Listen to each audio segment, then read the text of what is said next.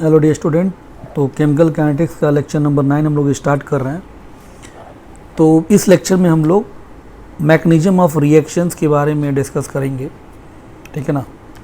कि जो भी रिएक्शंस होता है तो कितने स्टेप में हो रहे हैं, एक स्टेप में हो रहा है कि एक से ज़्यादा स्टेप में हो रहा है, तो वो सारा डिस्कशन है। और ये बहुत ही इम्पोर्टेंट ये पूरा लेक्चर है, जिससे हर साल लगभग मेडिकल एग्ज़ाम में या नीट के एग्ज़ाम में क्वेश्चंस बनते ही हैं, ठीक है ना।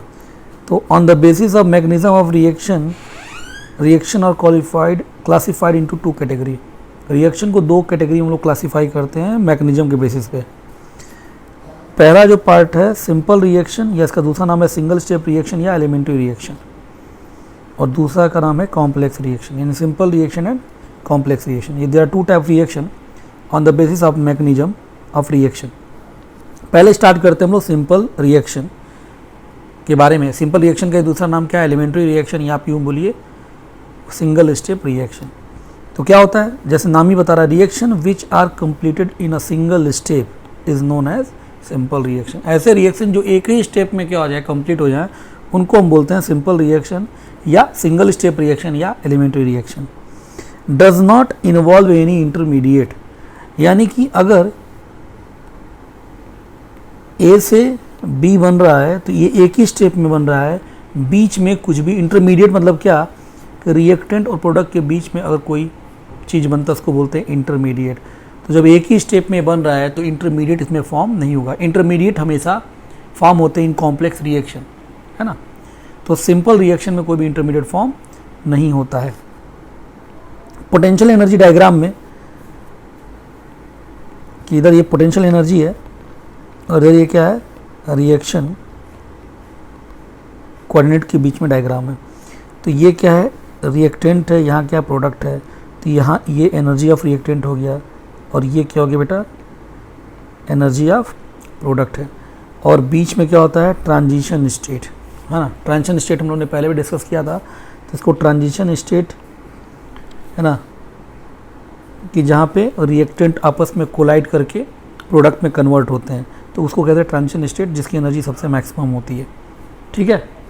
तो देखिए रिएक्टेंट प्रोडक्ट में कन्वर्ट हो रहा है, और ट्रांजिशन स्टेट ये इंटरमीडिएट नहीं है ना। Transition state is not intermediate, तो don't confuse that transition state is a intermediate. तो रिएक्टेंट प्रोडक्ट में कन्वर्ट हो रहा है, reactant convert into product in single step, है ना, तो इसको बोलते हैं सिंपल रिएक्शन। और ये डायग्राम में देख लीजिए, कभी भी सिंगल स्टेप रिएक्शन का मतलब क्या है कि एक रिएक्टेंट होगा, एक प्रोडक्ट होगा, और एक क्या होगा, ट्रांजिशन स्टेट होगा। तो ये सिंगल स्टेप रिएक्शन है।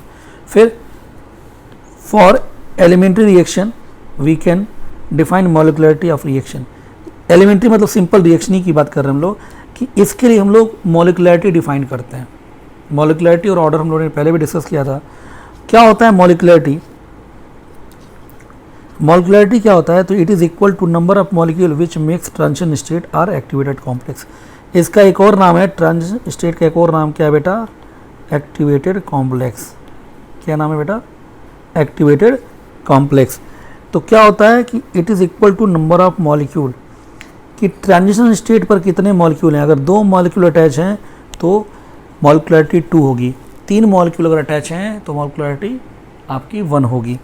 तो व्हाट इज मॉलिक्युलरिटी, कैसे डिफाइन करेंगे? So it is a number of molecule which makes transition state or activated complex. तो इसी बेसिस पर, on this basis of molecularity of reaction are classified. इसी बेसिस पे जो मॉलिक्युलरिटी ऑफ रिएक्शन जो होता है, यूनिमॉलिक्युलर का मतलब क्या है, मॉलिक्युलरिटी M फॉर मॉलिक्युलरिटी 1 है, मीन देखिए रिएक्टेंट से प्रोडक्ट। बाई मॉलिक्युलर मतलब कि मॉलिक्युलरिटी 2 है, यानी ट्रांजिशन स्टेट पे 2 मॉलिक्यूल आपस में टच कर रहे हैं, जैसे A और B 2 मॉलिक्यूल आपस में टच कर रहे हैं। ट्राई मॉलिक्युलर का मतलब क्या है कि 3 मॉलिक्यूल हैं, means there are 3 molecule A B C, there are 3 molecule which touch each other या which is present at the transition state, ठीक है ना। तो unimolecular means molecularity 1, bimolecular molecularity 2, trimolecular means molecularity 3। तो what is मॉलिक्युलरिटी? पहली बात, मॉलिक्युलरिटी define कहाँ होता है, मॉलिक्युलरिटी सिर्फ और सिर्फ एलिमेंट्री रिएक्शन में डिफाइंड। एलिमेंट्री मतलब कि सिंपल रिएक्शन या कॉम्प्लेक्स रिएक्शन, पहला इंपॉर्टेंट पॉइंट। और मॉलिक्युलरिटी होता है क्या है कि ट्रांजिशन स्टेट या एक्टिवेटेड कॉम्प्लेक्स में कितने नंबर ऑफ मॉलिक्यूल क्या है प्रेजेंट हैं, उसी को बोलते हैं मॉलिक्युलरिटी। और मॉलिक्युलरिटी 1, 2 और 3 यही होता है। Okay, molecularity is always positive integer, can not be negative, zero और fraction. Order of reaction negative भी हो सकता है, फ्रैक्शन भी हो सकता है, जीरो भी हो सकता है, बट मॉलिक्युलरिटी हमेशा पॉजिटिव इंटीजर होगी। In fact reaction having molecularity greater than 3 is very rare. ये भी देखा गया है कि मॉलिक्युलरिटी जो है वो 3 से बड़ी होती नहीं है, तो मॉलिक्युलरिटी या तो 1 होती है, या तो 2 होती है, या तो 3 होती है। आपसे पूछेगा मॉलिक्युलरिटी की क्या क्या वैल्यू हो सकती हैं, तो you will say it is only 1, 2 और 3। ओके, फिर अगला पॉइंट है, since simple reaction is completed in a single step that will rate determining step, so order of reaction will be equal to the its molecularity. तो ये line बड़ी important है कि चूंकि क्या लिख रहा है कि सिंपल रिएक्शन सिर्फ एक ही स्टेप में हो रहा है, और यही क्या रेट डिटरमाइनिंग स्टेप है। कोई एक ही स्टेप में रिएक्शन है तो यही स्टेप क्या करेगा, रेट डिटरमाइन करेगा। ठीक है, तो इसको बोलते हैं रेट डिटरमाइनिंग स्टेप। और ऐसे केस के लिए ऑर्डर ऑफ रिएक्शन क्या होता है, मॉलिक्युलरिटी बराबर होता है। ये समझिएगा, बड़ा इंपॉर्टेंट है ये बात, कि जैसे एक रिएक्शन लिख रखा है कि H2 + I2 will form 2HI, तो सबसे पहले इसका रेट ला लिख लें, क्या है, R = K H2 की पावर X Y2 की पावर Y, क्योंकि हमने पढ़ रखा है कि X और Y order is experimental quantity. लेकिन अगर ये बात मेंशन कर दिया रिएक्शन के बगल में, क्या लिख दिया कि it is a simple reaction, अगर ये बात मेंशन कर दिया it is a simple reaction या एलिमेंट्री रिएक्शन या single step reaction, in that case H2 का कोफिशिएंट कितना है, 1 है, और I2 का कोफिशिएंट कितना 1 है, उस केस में order is equal to what, stoichiometric coefficient, यानी x = 1 y = 1। ये कब लिख सकते हैं ये बेटा, ये बात कब लिख सकते हैं, जब साफ साफ मेंशन हो कि this reaction is a simple reaction. In that case order and molecularity is same. Single step reaction की ऑर्डर और मॉलिक्युलरिटी क्या होती है, सेम होती है। क्लियर है? तो ओवरऑल क्या होगी मॉलिक्युलरिटी, तो 2, और ओवरऑल ऑर्डर भी कितना होगा, 2। Very important. यहीं पर अगर ये सिंपल रिएक्शन वर्ड यूज नहीं करता तो हम फिर ये बात नहीं लिख सकते थे। ठीक है, अब ऐसे ही क्वेश्चन कि 2A + B will form P, और अगर ये बोल रहा है कि इट्स सिंगल स्टेप रिएक्शन, अगर ये बोल रहा है तो R = क्या लिखेंगे, K A की पावर 2 एंड B की power 1, what is order 3, what is molecularity 3। बात समझ में आ रही है? लेकिन इसमें अगर क्या है, इसी को पहला पार्ट, और दूसरा पार्ट कि अगर ये सिंगल स्टेप रिएक्शन नहीं होता तो हम क्या लिखते हैं, R = K A की पावर X एंड B की पावर Y। अब यहाँ से हम X और Y की वैल्यू को डिटरमाइन नहीं कर सकते हैं रिएक्शन देखकर, लेकिन यही लिखा है सिंगल स्टेप रिएक्शन या एलिमेंट्री रिएक्शन, तब हम ये बात लिख सकते हैं। ऐसे ही अगर लिखा हो R = K A B C ऐसे लिखा हो, और आपसे पूछे ये ऊपर वाला रिएक्शन क्या है, सिंगल स्टेप रिएक्शन है या कॉम्प्लेक्स रिएक्शन है, तो आप देखिए कि कोफिशिएंट इनका 1 1 1 है, ऑर्डर 1 1 1 है, कोफिशिएंट भी 1 1 है, मीन्स ऑर्डर भी 3 है, मॉलिक्युलरिटी भी 3 है, और इंडिविजुअल का भी क्या है, कोफिशिएंट और ऑर्डर सेम है। तो यानी कि हम बोल सकते हैं ये रिएक्शन क्या है, एलिमेंट्री रिएक्शन है। यही अगर रेट लाइसे लिखा तो R = K, ध्यान दीजिएगा A की पावर 2 B की पावर -1 एंड C की पावर 2। तो देखिए यहाँ पे ओवरऑल ऑर्डर तो कितना आ गया, 3 आ गया, 3 तो आ गया ना, केस नंबर 1 केस नंबर 2। अगर ये रेट लाभ दिया होता तो 3 तो आ गया, लेकिन A के रिस्पेक्ट में ऑर्डर 2 है, B के रिस्पेक्ट में -1 है, C के रिस्पेक्ट में क्या 2 है, लेकिन कोफिशिएंट तो 1 1 1 है। तो ये इस सेकेंड केस में ये एक एलिमेंट्री रिएक्शन नहीं है, अब ये क्या है, कॉम्प्लेक्स रिएक्शन है। बट पहले वाले रेट लॉ के हिसाब से ये क्या है, एक एलिमेंट्री रिएक्शन है। बात समझ में आ गई? क्लियर है? तो ये हो गया सिंपल रिएक्शन के बारे में कहानी। अब हम पढ़ते हैं कॉम्प्लेक्स रिएक्शन। तो reaction which completed in more than one step is known as complex reaction. तो पहली बात क्या है कि कॉम्प्लेक्स रिएक्शन में एक से ज़्यादा स्टेप होता है, या आप यूँ बोलिए कॉम्प्लेक्स रिएक्शन में एक से ज़्यादा सिंपल रिएक्शंस होते हैं। कम से कम 2 सिंपल रिएक्शन मिलकर ही क्या बनेगा, एक कॉम्प्लेक्स रिएक्शन बनता है। और जब एक से ज़्यादा रिएक्शन है तो डेफिनेटली इट इन्वॉल्व इंटरमीडिएट, की इसमें क्या होगा, कॉम्प्लेक्स रिएक्शन में इंटरमीडिएट आएगा। ठीक है, फिर क्या बोल रहा है कि detailed step by step description of any chemical reaction is known as mechanism of reaction. ये मैकेनिज्म ऑफ रिएक्शन क्या होती है, तो किसी भी एक रिएक्शन की स्टेप बाय स्टेप क्या है, केमिकल रिएक्शन अगर मेंशन कर रखा है तो वही उस रिएक्शन की क्या कहलाई जाएगी, mechanism. Different step of complex reaction have different rate. अब कॉम्प्लेक्स रिएक्शन में एक से ज़्यादा क्या होंगे, स्टेप होंगे, तो जाहिर सी बात है कि एक से ज़्यादा रिएक्शन से मिलकर बना है तो हर रिएक्शन का रेट क्या हो सकता है, डिफरेंट हो सकता है। फिर अगली बात क्या कह रहा है, slowest step is known as rate determining step, जिसको हम RDS बोलते हैं।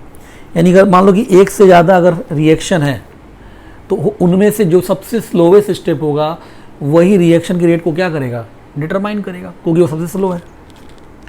अगली बात क्या बोला है, reaction intermediate highly unstable and does not appear in rate law. ये पहले भी बात बता चुके हैं, दिस इज वेरी इंपॉर्टेंट, कि कभी भी रेट लॉ में आपको मैंने बताया था कि रिएक्शन इंटरमीडिएट नहीं दिखता है, क्योंकि रिएक्शन इंटरमीडिएट होता ही क्या है, इंटरमीडिएट है तो इसको ख़त्म होना ही होना है। ये हाईली क्या होता है, अनस्टेबल होता है। तो ये 5-6 जो पॉइंट हैं, ये पॉइंट्स को ध्यान में रखने हैं। अब जैसे ही एक एग्जाम्पल यहाँ पर इन्होंने दे रखा है, एक एग्जाम्पल से समझते हैं, ठीक है ना।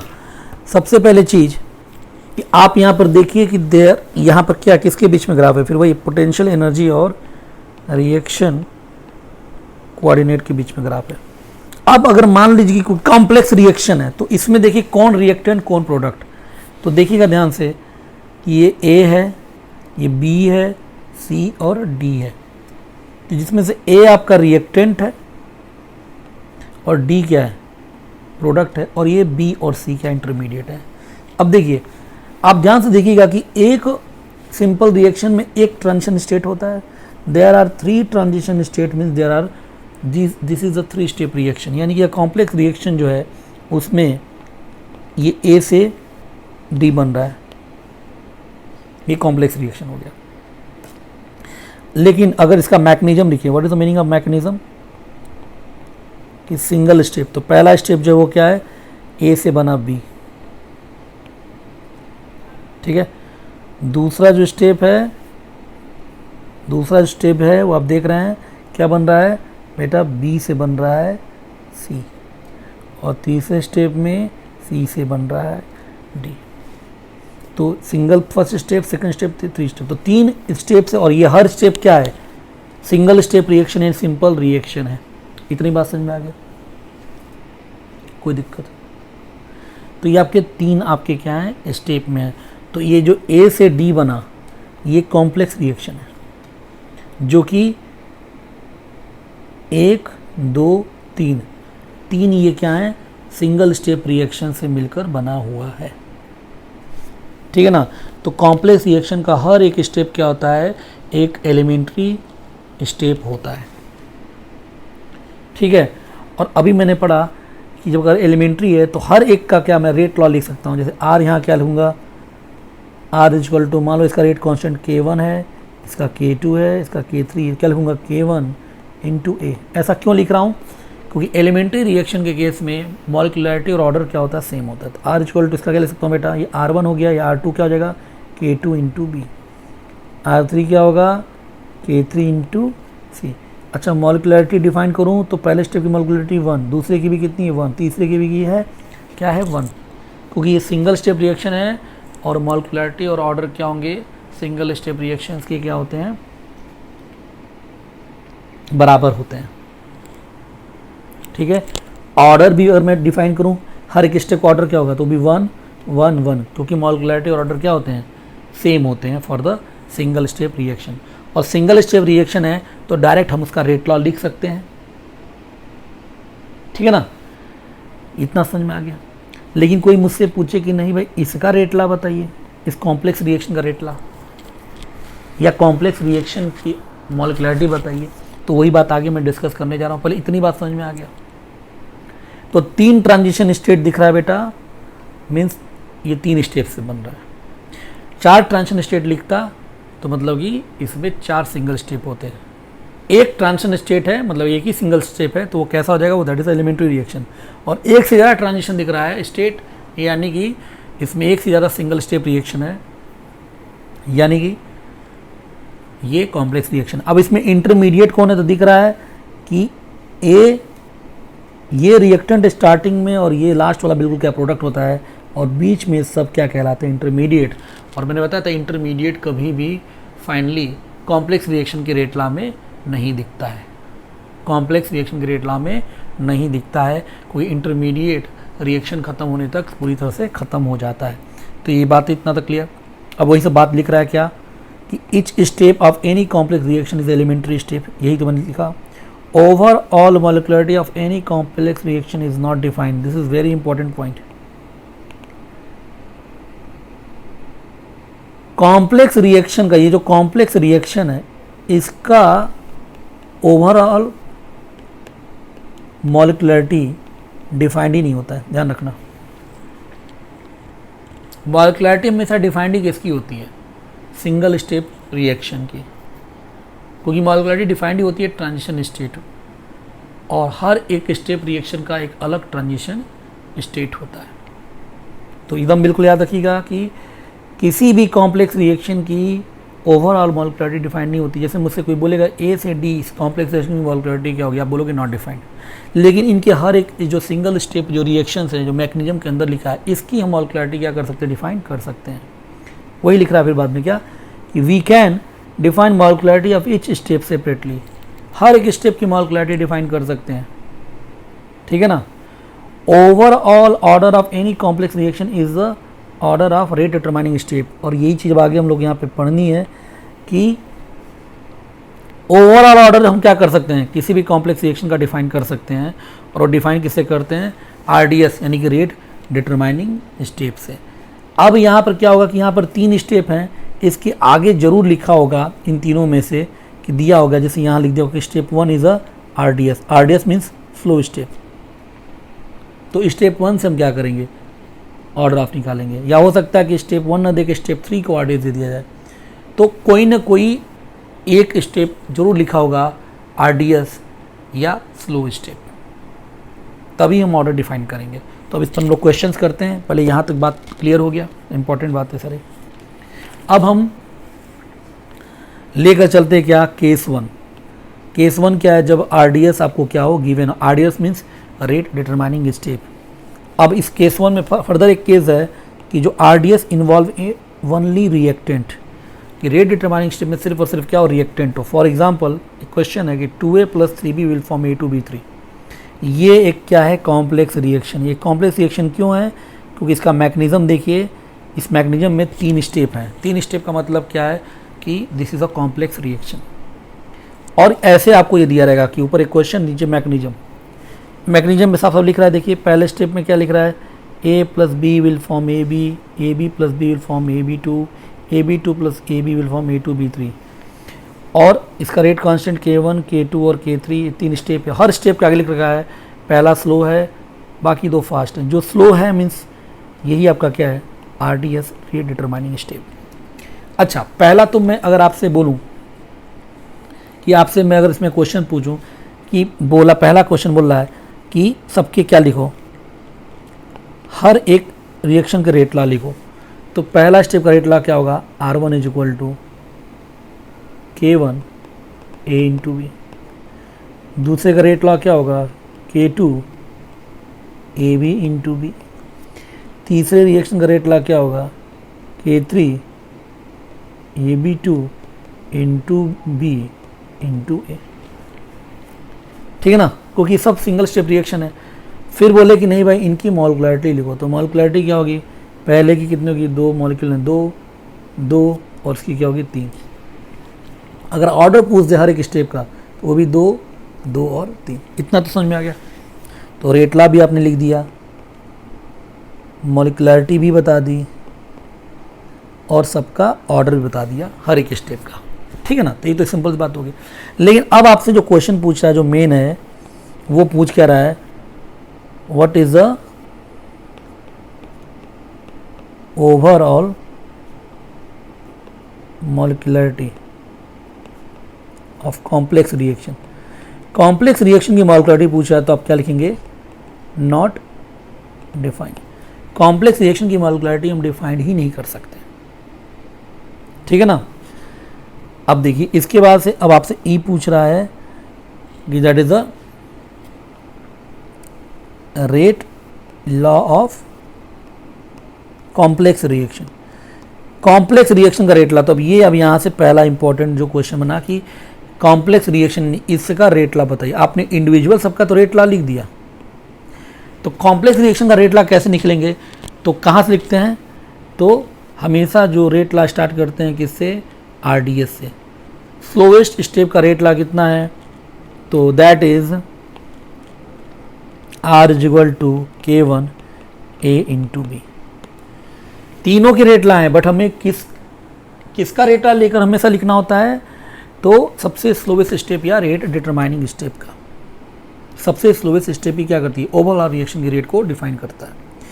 अब देखिए इस रेट लॉ में सबसे बड़ा प्लस पॉइंट क्या है, जब आपने स्लोवेस्ट स्टेप का रेट लॉ लिखा तो इसमें आपने देखा कि ए और बी ये दोनों ही चीज़ें क्या हैं, कॉम्प्लेक्स रिएक्शन में रिएक्टेंट है। यानी कि इस रेट लॉ में सिर्फ और सिर्फ रिएक्टेंट है। अगर सिर्फ और सिर्फ रिएक्टेंट है तो मुझे कुछ बदलने की जरूरत नहीं है, तो यही चीज़ क्या कर जाएगी, यही जब आरडीएस में यानी रेट डिटरमाइनिंग स्टेप के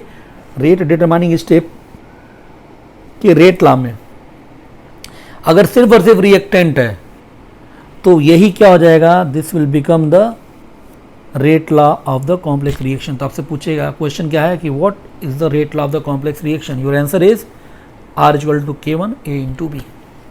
अब यहाँ से पूछेगा वही कि मॉलिक्युलरिटी क्या होगी, तो मॉलिक्युलरिटी तो नॉट डिफाइंड है, लेकिन ऑर्डर कितना है, दैट इज 2। क्या है, ओवरऑल ऑर्डर। अगर क्या पूछता है यहीं पर एफ पार्ट कि overall order of complex reaction, तो वो कितना हो जाएगा, तो यही तो रेट लॉ है, दैट इज 2। लेकिन ओवरऑल मॉलिक्युलरिटी क्या होगी, that is not defined, very important. तो हमने एक देखा, सबसे पहले हर स्टेप का रेट लॉ लिख लिया, फिर किसके रेट लॉ से हम रेट लॉ लिखेंगे कॉम्प्लेक्स का, तो रेट डिटरमाइनिंग स्टेप के रेट लॉ से, जो कि स्लोवेस्ट स्टेप होता है। तो मैंने इसको चूज किया, चूंकि इसमें कोई रिएक्टेंट ही सिर्फ और सिर्फ है, तो जब रिएक्टेंट ही सिर्फ और सिर्फ है तो यानी कि हमें कोई बदलाव करने की जरूरत नहीं, तो यही क्या बन जाएगा। अच्छा, एक और क्वेश्चन पूछ दे, identify intermediate.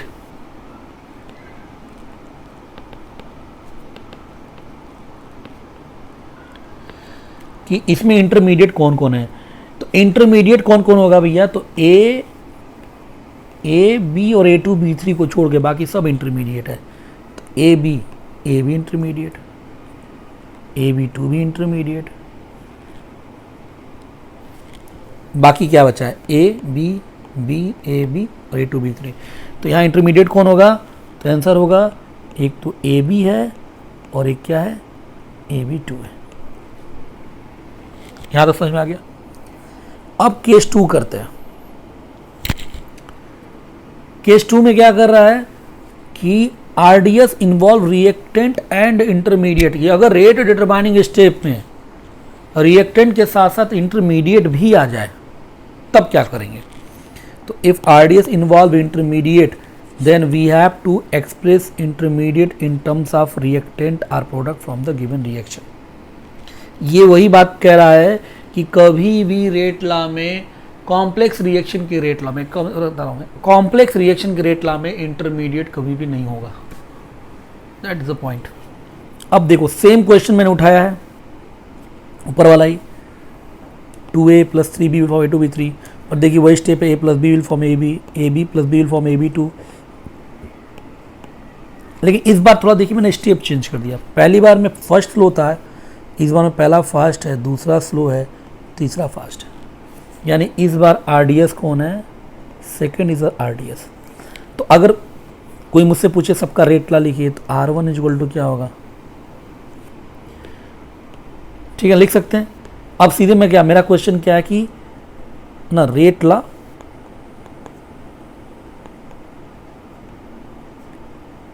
Of complex reaction लिखिए। तो क्या करेंगे, किसका रेट ला लिखेंगे, हमें चाहिए किसका, RDS का। RDS का क्या होगा, R equal to K3 AB into B, ये होगा ना। अब इसमें ध्यान दीजिए कि ये RDS में का रेट ला एक्सप्रेशन में B तो रिएक्टेंट है, बट AB क्या है, AB क्या है, AB इज अ इंटरमीडिएट। तो AB नहीं होना चाहिए, इंटरमीडिएट को हमें क्या करना है, रिमूव करना है। तो हम क्या करेंगे कि AB को, ये फर्स्ट रिएक्शन को हम कैसे लिख सकते हैं, अगर आपको याद आ रहा हो तो, इक्विलिब्रियम कांस्टेंट क्या होता है, K1/K2 is equal to product upon reactant, ये तो होता है। तो AB क्या लिख सकता हूँ, AB is equal to K1/K2 into A into B. अब AB को मैंने A और B के टर्म में लिख दिया, तो R इज इक्वल टू क्या हो जाएगा, K3, और AB की जगह क्या आ जाएगा, K1/K2 A into B into B. तो R क्या हो जाएगा बेटा, K3 K1/2, ये कांस्टेंट, A B का स्क्वायर। तो देखिए पिछले बार जो रेट डिटरमाइनिंग स्टेप ये था K1 A इंटू बी, अब क्या हो गया, दिस इज। अब यहाँ पे कोई पूछेगा ऑर्डर कितना होगा, तो ऑर्डर हो जाएगा 3। और यहाँ पूछेगा ओवरऑल रेट कांस्टेंट क्या होगा, तो वो K क्या होगा, K3 K1/K2, ये भी पूछ सकता है। यहाँ ओवरऑल रेट कांस्टेंट क्या है, यहाँ पर पहले वाले में तो K इक्वल टू कितना बेटा, K1। तो ये भी क्वेश्चन पूछ सकता है कि ओवरऑल रेट कांस्टेंट आप लोग बताइए, ठीक है।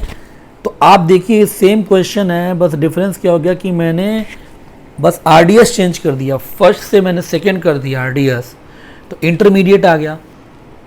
और इंटरमीडिएट आने से हमें इंटरमीडिएट को रिमूव करना है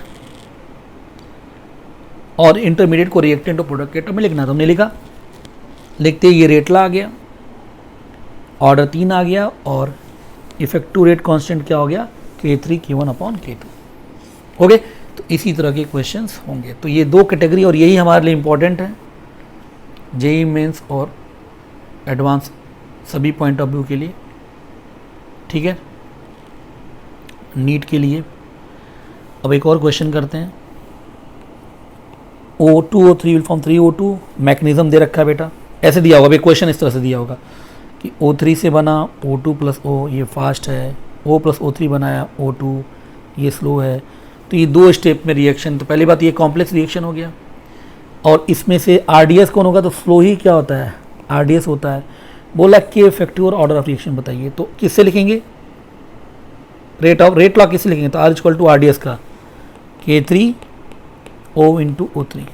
कोई दिक्कत, लेकिन समस्या क्या है कि इस रेट लॉ में O है, OA आपका इंटरमीडिएट है, कोई O ना रिएक्टेंट है ना प्रोडक्ट है। तो जो रिएक्टेंट भी नहीं है प्रोडक्ट भी नहीं है, वो हमेशा क्या होगा, वो इंटरमीडिएट होगा। O को मुझे गैप करना है, O को कैसे गैप करेंगे, तो O को ऐसे गैप करेंगे कि लिख सकते हैं ना, K1/K2 equal to product upon reactant, equilibrium constant की तरह से। अब ये क्या हो जाएगा, O इक्वल टू क्या हो जाएगा, O3/O2 K1/K2, यही तो हो गया, उठा के पुट कर दीजिए। R equal to K3, what is O, K1/K2 O3/O2 into O3, R क्या हो जाएगा, K3 K1/K2 O3 का स्क्वायर O2 की पावर -1। तो ये हो गया आपका रेट लॉ। अब पूछा है K इफेक्टिव, इस पे पूछा आपसे, K इफेक्टिव क्या हो जाएगा, K3 K1/K2। और दूसरा जो पार्ट पूछा है what is overall order, order क्या होगा 2 + -1 यानी कि 1। ठीक है, हो जाएंगे क्वेश्चन मेरे टाइप से देखेंगे।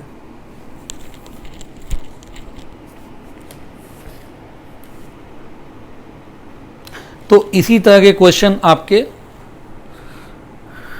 मेंस, नीट और एडवांस में पूछे जाते हैं। आई होप आप लोगों को समझ में आ गया होगा। अब इसमें केस 2 भी मैं डिस्कस करूंगा, बट केस 2 जो है मतलब ये यहाँ तक क्लियर। अब अगला हम लोग, एक तो वो हो गया और एक और इस तरह का एक और चीज़ है, वो हमारा ख़त्म हो गया कि कैसे मैकेनिज्म ऑफ रिएक्शन के बेस्ड क्वेश्चन आते हैं। अब एक ये क्वेश्चन है, इसको थोड़ा ध्यान से आप लोग देखिएगा। क्या क्वेश्चन है, दे रखा है कि 2A, ये 2A से बना 3B, 3B से बना 4C। पहला जो रिएक्शन है वो क्या है, रिवर्सिबल है, और ये इरिवर्सिबल है 3B से 4C। ठीक है, अब बोल क्या रहा है कि -dA/dt means rate of consumption of A, dA/dt rate of formation of B, और dC/dt rate of formation of C। ये आप निकालिए। तो पहला पार्ट करते हैं, ध्यान दीजिएगा कि -dA/dt निकालते हैं। तो इसमें एक छोटी सी बात समझिए, उसके आसानी से हो जाएगा कि ये जो रिवर्सिबल रिएक्शन है ये 2 एलिमेंट्री रिएक्शन है, यानी कि क्या हो रहा होगा यहाँ पे कि एक 2A से 3B बन रहा है जिसका रेट कांस्टेंट K1 है, और एक उल्टा हो रहा है 3B से A बन रहा है जिसका रेट कांस्टेंट K2 है। यही 2 रिएक्शन हो रहे हैं ना, एक के साथ 2 रिएक्शन हो रहे हैं। ठीक है, तो अगर मैं पहले का रेट ला लिखूं, या पहले इसको, और तो अगर मैं पहले का रेट ला लिखूं तो क्या लिखूंगा, तो R1 इक्वल टू, ध्यान दीजिएगा क्या लिखूंगा, R1 equal to K1 A² और R2 इक्वल टू क्या होगा K2 B³।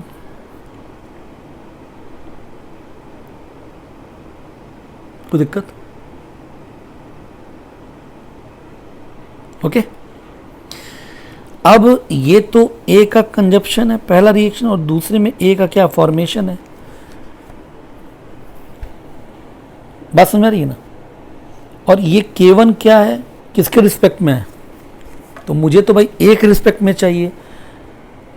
जैसे मैं R1 को क्या ले सकता हूँ, ध्यान दीजिएगा, फिर से देख रहा है, मैं R1 को क्या ले सकता हूँ, और -1/2 -dA/dt लिख सकता हूँ।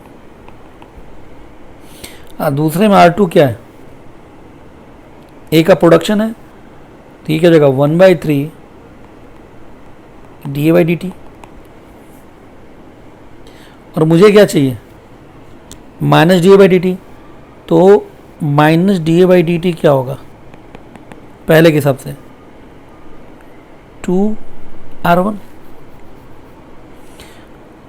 और ये क्या है, ये -dA/dt कब बनेगा, ये -dA/dt इक्वल टू क्या हो जाएगा नीचे वाला, दैट इज -3R2। तो ओवरऑल -dA/dt हम क्या लिख सकते हैं बेटा, तो 2R1 -3R2। तो R1 कितना है 2, K1 A² -3 K2 B³। तो ये हो गया पहले का आंसर। ओके, समझ इतना आ गया। अब इसको मैं शॉर्ट तरीके से कर रहा हूं कि एक लाइन में ये हो जाए, इतना हमको कौन करना पड़े। तो अब इसमें देखो क्या दिमाग लगाना है कि अगर डायरेक्ट लिखना चाहें तो -dA/dt, यहां K1 है, तो K1 तो क्या रिएक्शन का रेट है, तो रिएक्टेंट के हिसाब से क्या होगा ट्वाइस K1। तो देखो ट्वाइस K1 ए का स्क्वायर, पहले में ए ख़त्म हो रहा है और दूसरे रिएक्शन में ए बन रहा है, तो माइनस टाइम हो जाएगा माइनस, और ये क्या होगा 3 time of K2, 3 time of K2, और रिएक्टेंट अब कौन है B का Q। देखिए एक लाइन में हो गया। अब इसी तरीके से सेकंड करते हैं dV/dt। तो dV/dt में ध्यान से देखिए 3 रिएक्शन है, क्या 2A से 3B K1, 3B से 2A K2 और 3B से 4C K3। यही तो है, इतना समझ रहे हो।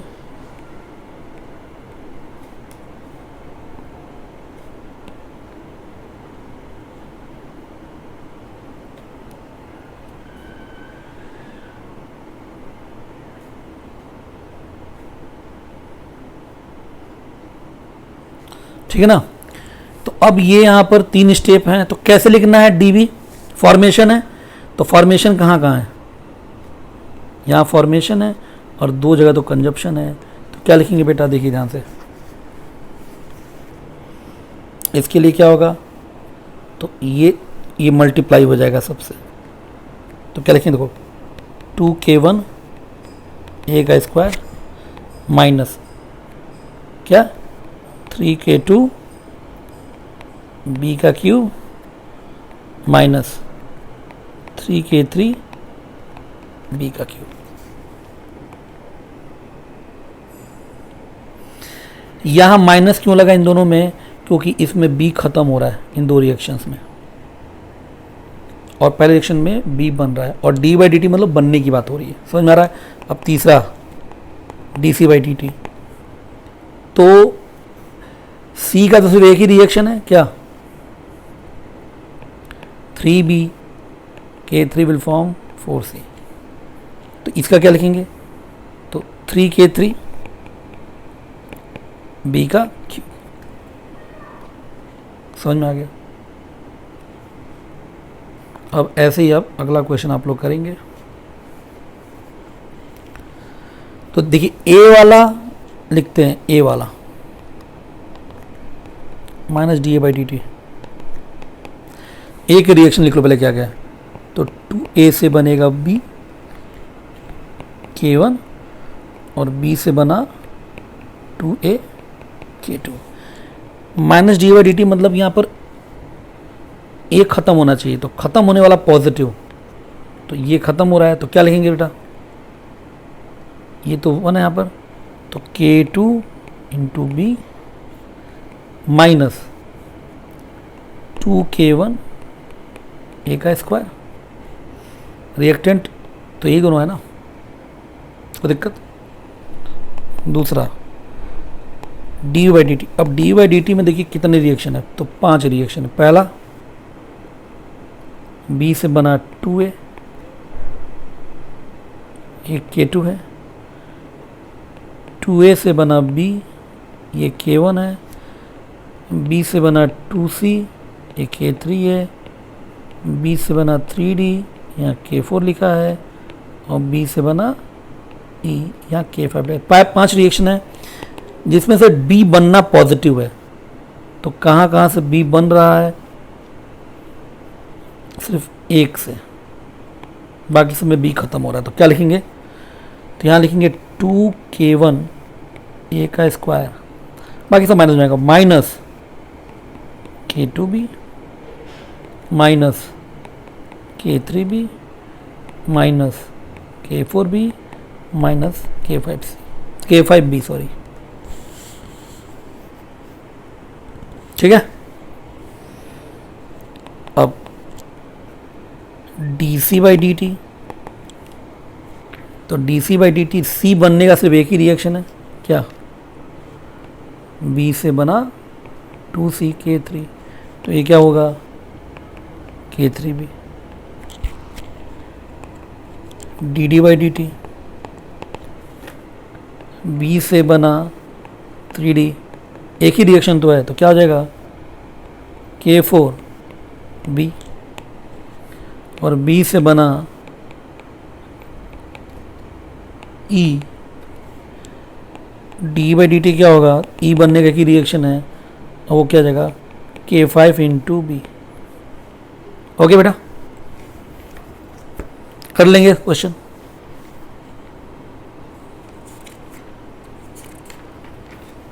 ठीक है,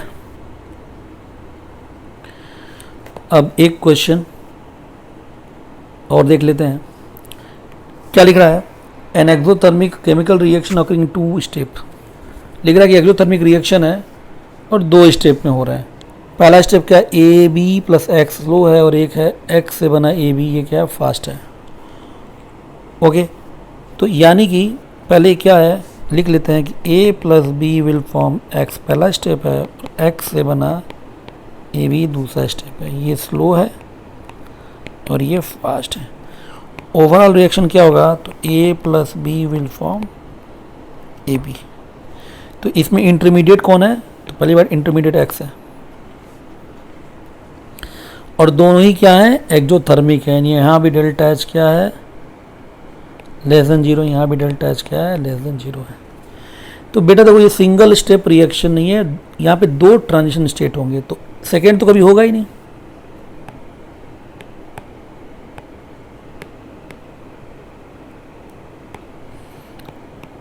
क्योंकि सेकेंड में सिर्फ एक ही ट्रांजिशन स्टेट है, तो फोर्थ, थर्ड और फर्स्ट में तीनों में क्या है ट्रांजिशन स्टेट है।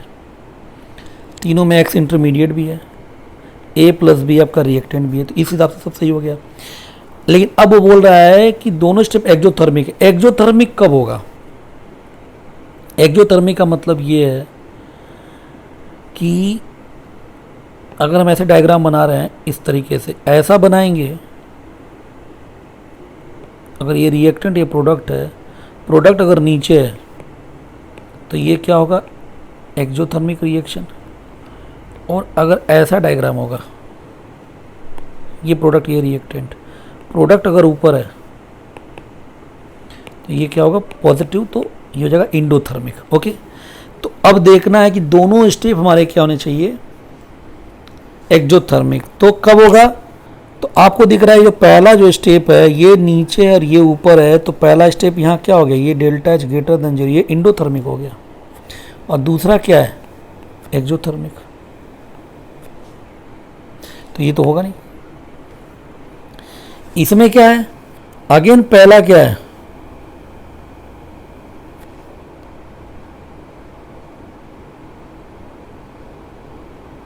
अच्छा ओवरऑल एक्सोथर्मिक बोला, सॉरी एक्सोथर्मिक रिएक्शन, तो नेट एक्सोथर्मिक की बात कर रहा है। तो इसमें एक और चीज़ कर सकते हैं, जब नेट की बात कर रहा है तो नेट देखिए आप, तो ये ऊपर है और ये नीचे है, तो ये एक्सोथर्मिक है, इसका डेल्टा एच लेस देन 0 है। ये ऊपर और ये नीचे है, ये भी क्या है एक्सोथर्मिक है, बट ये नीचे और ये ऊपर, ये क्या हो जाएगा बेटा इंडोथर्मिक हो जाएगा। तो ये तो होने से रहा। अब पहले और तीसरे में अब देखना है, अब उसमें एक वर्ड उसने यूज कर दिया है क्या, स्लो स्टेप। तो स्लो स्टेप है, तो अब कौन सा आंसर होगा, अब स्लो स्टेप कैसे आइडेंटिफाई करेंगे, तो स्टेप जो होता है स्लो होगा फास्ट होगा, वो डिपेंड करता है एक्टिवेशन एनर्जी से, ये गैप से।